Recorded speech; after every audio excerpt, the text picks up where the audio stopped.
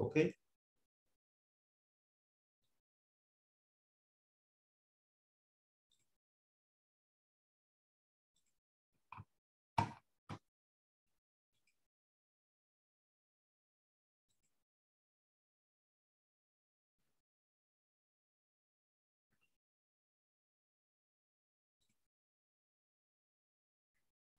One second, please.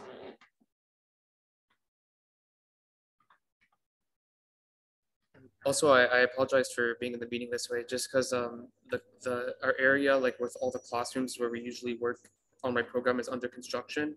So Yeah. I had to find the place last minute on the campus Gotcha. somewhere. I have some difficulties here with the presentation. I don't know why.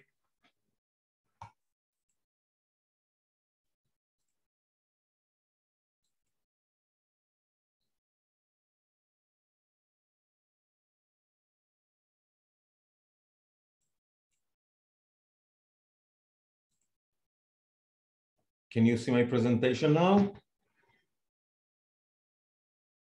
I guess you can, right? Is it full screen? Yes, okay. So the session and part of the writing is going to be in Spanish, but I'm sure that you're going to understand it because I'm going to be explaining the topics, and later on we will have an option to discuss it in a better way. If one of you have free time, what I would like to do is I'm going to upload the presentation, the previous one, the one on we did on competitive intelligence. I'm going to upload it to YouTube as a private movie, meaning nobody can see it, just us. And I'm going to take that transcription of the conversation, and if one of you can just edit it as a Word document, as it was a lesson or something like that, it would be great. So which one of you would like to do it?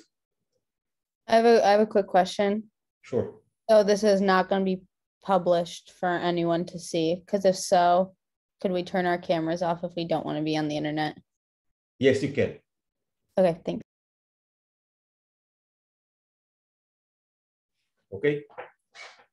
Great, so let's start. The title of this presentation is Milking LinkedIn. LinkedIn is by far the most important tool that we have in order to work in the modern workplace. LinkedIn have several tools that are very important for us as part of our strategy. The main ones are as our business card with all our details, as CV with all our workplaces, the place that we study, etc. It's a tool for business intelligence to understand what's going on with our competitors, with our markets, with our target audience, etc. And it's a networking arena, meaning we can network with people like us, people that would like to understand. And the fifth point is it's an excellent knowledge base. We can gather information on many, many areas related to our lives, okay? So I'm going to continue.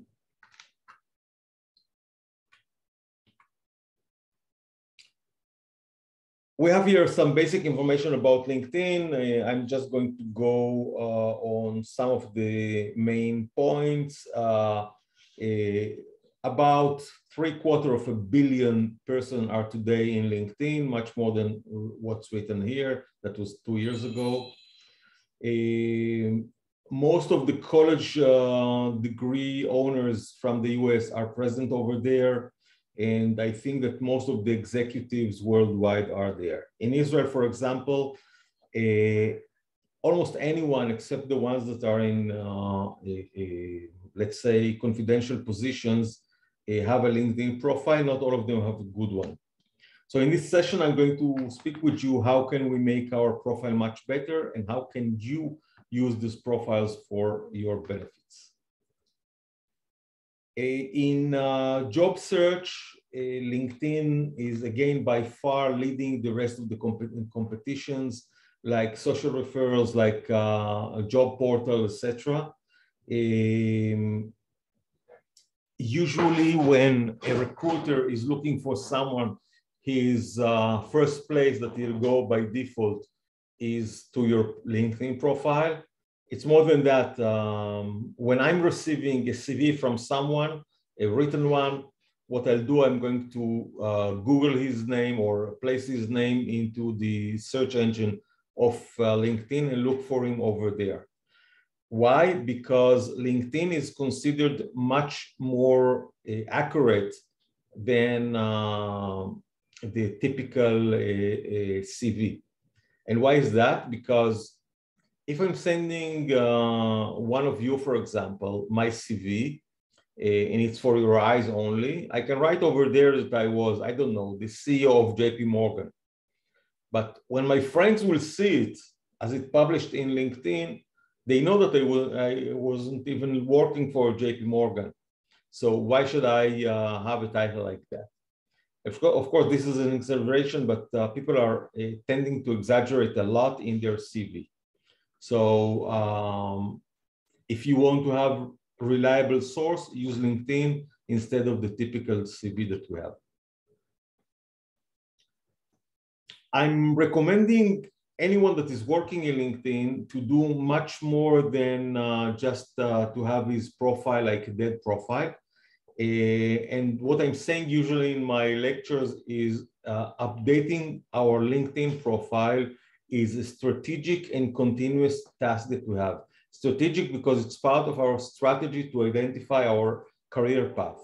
And continuous because any change that we have in our career, we should include it into the LinkedIn profile. Remember, profiles are jumping. We're going to be discussing a lot today about the famous algorithm of LinkedIn. The algorithm is discrete. We don't know what's motivating it, how is it working, but we can understand from the results what are the good things to do and the bad things not to do. So profiles are jumping in a higher frequency and in a higher location when the owner of the profile is active in LinkedIn, meaning that he's updating his CV recently, that he's placing posts, he's placing articles, he's responding, meaning it's a live profile. It's not a bot and it's not someone that just built his profile 5 years ago and forgot about it. So we can place in LinkedIn posts, which are short documentation with or without video, picture, or a document enclosed to it. And you can also have articles. Articles are longer. Usually people are not reading them. But it is important to have those types of information in your website, in your profile, because it's, again, placing you in a higher location. Now, when writing in the internet in general, it's a bit different than the way that all of us are writing an article, an essay for school or something like that. A typical article to be read by our teacher or by a friend or something like that should be composed of an opening, a development of the idea, and the summary in the end. And that's about it. Is a normal path for reading. While writing for the internet in general, and never mind if it's Facebook, LinkedIn, or any other source of information in the network, the way that you're going to be writing is completely different.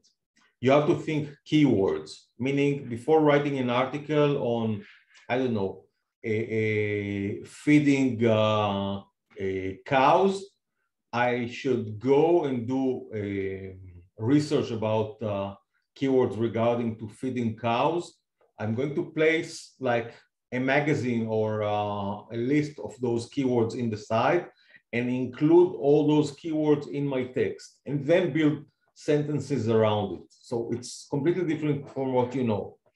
So while writing an article or a post in LinkedIn, again, I'm going to choose a subject. For example, if I'm going to be having a session about LinkedIn, I'm going to take from the LinkedIn research some keywords and place them in my text and arrange the sentences around them. So that way it will look much more professional and much better readable by the algorithm of Google and LinkedIn. Now let's see what we have in a profile. By the way, you can ask me whatever you want in the conversation. Just feel free to open your microphone and ask. So in a profile, you have here the quantity of connections. This is quite old because I have today more than 18,000. How many contacts that we have, followers, groups, pages, etc., and hashtags. Hashtags is becoming a very important point of LinkedIn. It's overcoming the ancient groups. Groups today are much less effective. And the main goal that we're using groups are in order to harvest the list of participants in those groups in order to mail them directly. So we have here, for example, this is a typical dashboard that we have in our LinkedIn profile. And as I mentioned, we have the connection, we have the contacts. Contacts are people that have LinkedIn connections, but are not linked to me yet.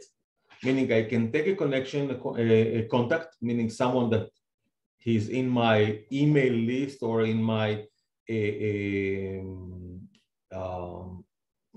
Gmail profile, and send him or her an invitation, okay? We can see here people that are asking for references from us or ask us for inviting us to connect, and I can just click accept.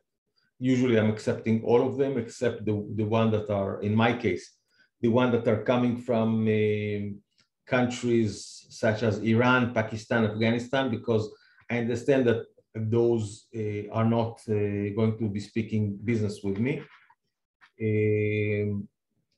Whenever I'm looking at someone that is trying to connect with me, I can see who are our contacts. For example, this one have 590 shared contact with, meaning that is someone that's very interesting for me to contact. He's also a networker just like me. Google will also, LinkedIn will also recommend me people with similar profile to those ones that I may be interested in contacting them. For example, if I'm working on, for example, a company called Matrix, they will recommend me employees from Matrix. If I'm going to work with directors of sale, the recommendation will be related to directors of sale and so on, okay?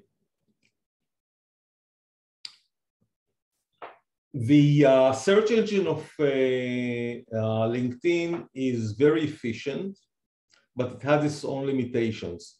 The limitation is that you're limited in the quantity and the depth of connections that you can look at LinkedIn, especially if you're trying to use it too frequently. LinkedIn will start limiting you in the searches because it's understanding that you're trying to do a lot of research, and in those cases, they will try to sell you the premium contact, the premium accounts, which are costly.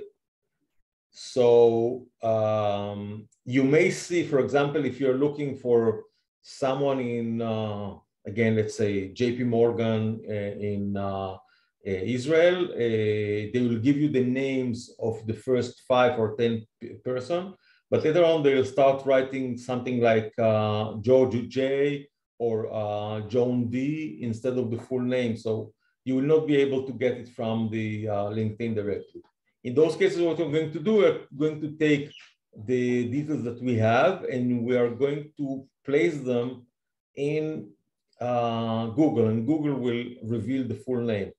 So if I'm getting John D at JP Morgan, I'm going to search it in Google as John D at JP Morgan, and I'm going to get his LinkedIn profile directly.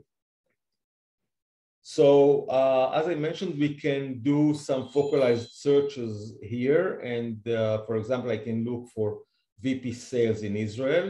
I can look for it in jobs, and I'll get all the jobs that are currently published. I can look for position for people and get all the information that I want.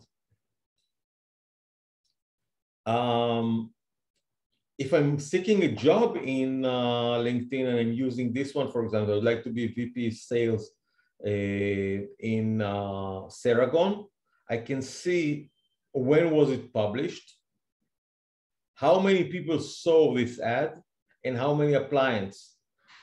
So if I see that there are something like, I don't know, 200 applicants in one position, I'm not going even to try my luck because it's not going to work. So this is going to be for you an opportunity to understand it better. Another way to do it is you can see that they have 6 connections in this company. Meaning I can call each one of them and tell him, listen, I see that you're looking for a VP global sale in your company. Can you please vouch for me? Can you recommend me? If your contacts are good contacts, they will do it. They will do it gladly because one, you're a friend and they can do it for a friend, even for if you are a contact in the LinkedIn. And second, most of the companies are using an incentive for their current employees called member get member.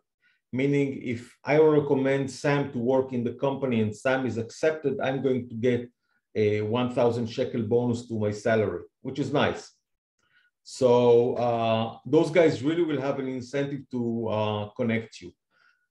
The best thing about connections from the inside is that they can give you some insights before publishing. They can tell you, for example, this job is called sales director, but basically it's a pre-sale position, or something like, don't take this position because the boss over there is too rude, or we've changed about 5 sales directors in the last year. Something is bad in this position.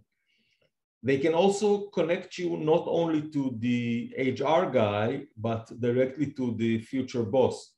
Meaning if I'm applying for VP global sales, it makes no sense to contact the junior clerk at HR. My immediate boss should be the CEO of the company, so, or maybe an executive vice president. I should contact him and not all those guys in the bottom, because in some of the cases they didn't even know how to address me or to understand my CV. Now, we spoke about person, but we have also corporate pages in LinkedIn that can reveal a lot of information. Let's say that I'm looking for a job at this company, Netafim. Netafim is one of the largest irrigation companies in Israel. And I can see that they have their own page. I can see that they have 15 contacts here, 14 plus Niv. And they have a total of almost 1,500 employees in LinkedIn. They're in the farming business. I can follow them. And if the company is in one of my target lists, it makes sense to follow, and it makes sense to visit directly the website and understand all the latest news. Okay. So if I'm looking for business development, you can see that they have some 100 and something people working business development in the company. So it's a large department, and I may have a huge chance to progress over there. In the business development, they have several positions in different parts of the world. Of course, I can then narrow it only to Israel, and I can find whatever is relevant for me.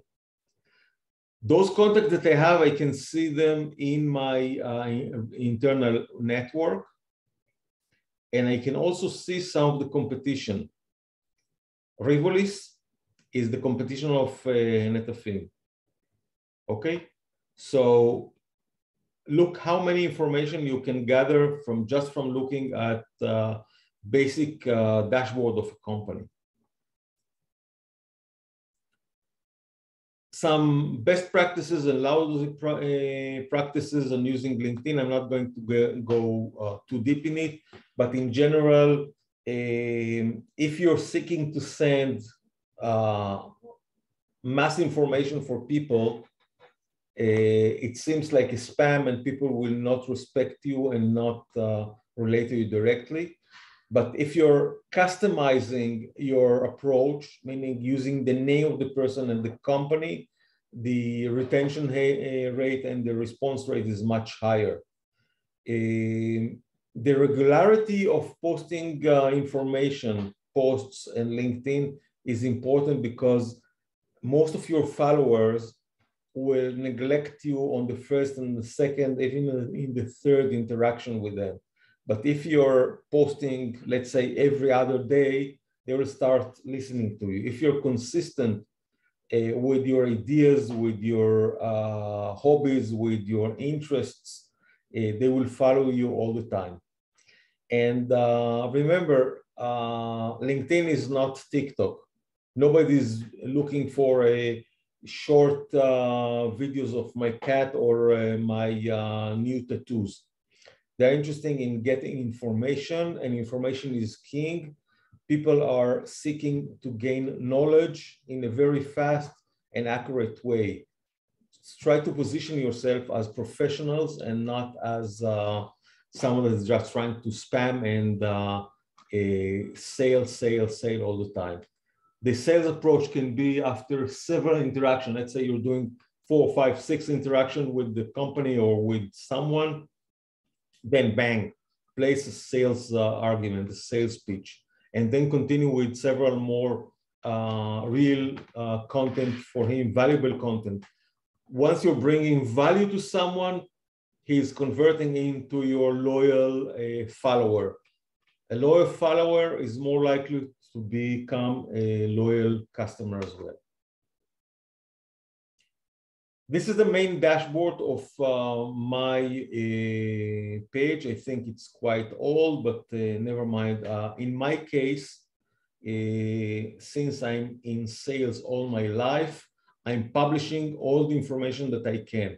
My websites, my phone number, my direct phone number, my physical address, Twitter accounts, even my birthday, my Skype account. And it's open for everybody. A professional picture is a must. It doesn't have to be made by a professional photographer, but a picture with a nice background behind you, something that will give you a feeling of a professional in your look and feel. Many persons are leaving the upper banner in the default of LinkedIn, which is dull picture, and they are wasting a very important point of our marketing. It's like a piece of real estate that you can use for free. In this case, I have my website and I have my 2 books. So people that are logging in, the first thing that they will see is this type of information that I have on them. I have my name, I have my contribution to the world, headhunter, mentor, speaker, blah, blah, not my position, not what I'm doing. It's I'm not trying to present myself as the VP sales of ABC company. I'm trying to present myself as a professional. It's different between each one of us. In this summary, we have also the current workplace and the academy that we studied. And in some cases, like my case, for example, I have my diploma, my MBA from not very famous university in the Dominican Republic. So I prefer to have my first degree here in the title. So because the Tel Aviv University is much more impressive than the Universidad Nacional Pedro Henriques Ureña in Santo Domingo. My location, what are my goals? According to my goals later on, I can collect some skills, and those skills can again upscale me in the rating of the engines and algorithms. I can see who am I connected to, which are people are viewing with similar profile to mine. For example, since I'm in headhunting, you can see many people here are in the headhunting and HR business. Okay, it's part of the business. This is, if I'm going a bit down in my profile, I'll see the following sections. The about section. About section is important because it's not speaking about you only in the terms of the company that you worked for and where you studied. It's an opportunity to do what we're calling storytelling, to tell about yourself, something more than just, I don't know, I worked in and I developed that and learned over there. You can tell about yourself, about your hobbies, about your family, something that can connect you to potential audience. But again, keep it professional. At the bottom, I recommend, if you are not in stealth mode, place your phone and email, or at least your email address. So make it easier for people to approach you. Remember, when you're not in the first line of communication with someone, it's not going to be easy for him to find your email address. So make the life easier, okay? We have here in the featured some of the activities that you've done that you are most proud of. In my cases, those are my TV appearances. Sorry. In my dashboard, I can see also how many people viewed my profile and how many reactions that I have and so on. Some references. Later on, I'm going to log in directly to my LinkedIn account, so I'll be able to see it a bit more exactly. Being an all-star, meaning I'm in the top 1% of all the LinkedIn profiles in the world. It's important because, again, it's placing me in a better location than other persons. As I mentioned, LinkedIn is a multidisciplinary network. And I'm going to show you some of the important things that we can find in the LinkedIn. I was searching for a word called bioinformatics. Bioinformatics is something that most of you are not aware of. It's usually bioinformaticians are people that have been graduated in mathematics, computer science, and biology. Most of them are at least PhD. Some of them are more than that. And recently, it's one of the professions that people are finding as very lucrative. So let me show you what can I see in bioinformatics. I can look for groups. There are some 500 groups only on bioinformatics, a word that you never heard about. Some of them are as big as 31,000 members. Okay, you can see the quantity of members on those groups. So many people are interested in that. If I'm seeking people in Israel people in Israel. In my first connection only, I have 67 persons that are professionals in bioinformatics, okay? Scientists, postdoctoral research in bioinformatics, senior bioinformatics scientists, biostatistics in bioinformatics at Evogene. Many persons are holding those positions. And if I'm doing headhunting, those are going to be the first person that I'm going to try to approach.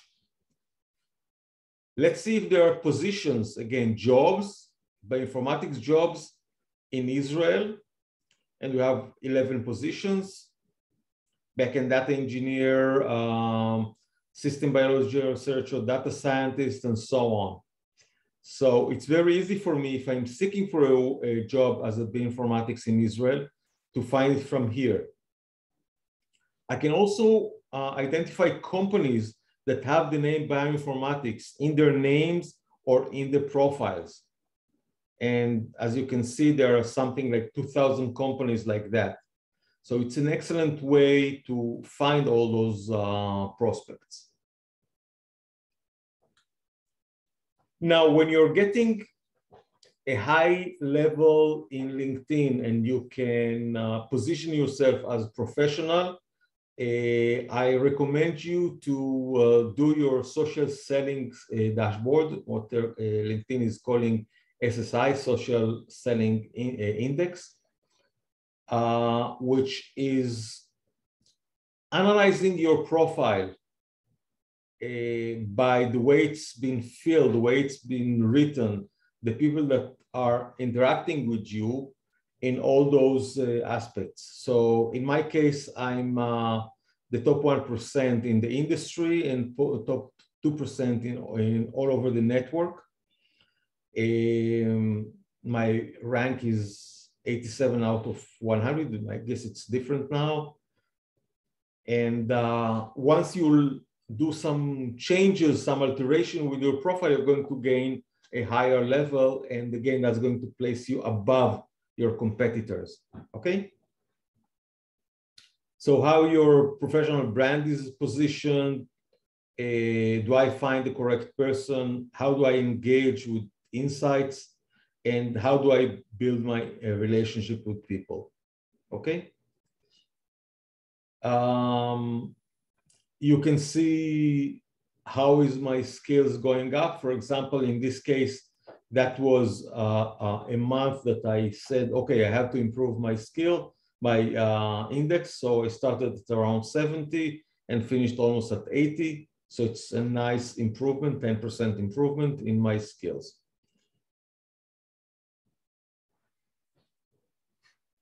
Now, I'm going to jump on this one. It's fully in Hebrew. And it's not so relevant to what we're talking now.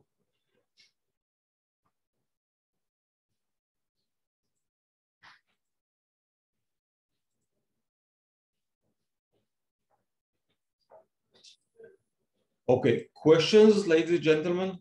You can turn on your cameras. I'm going to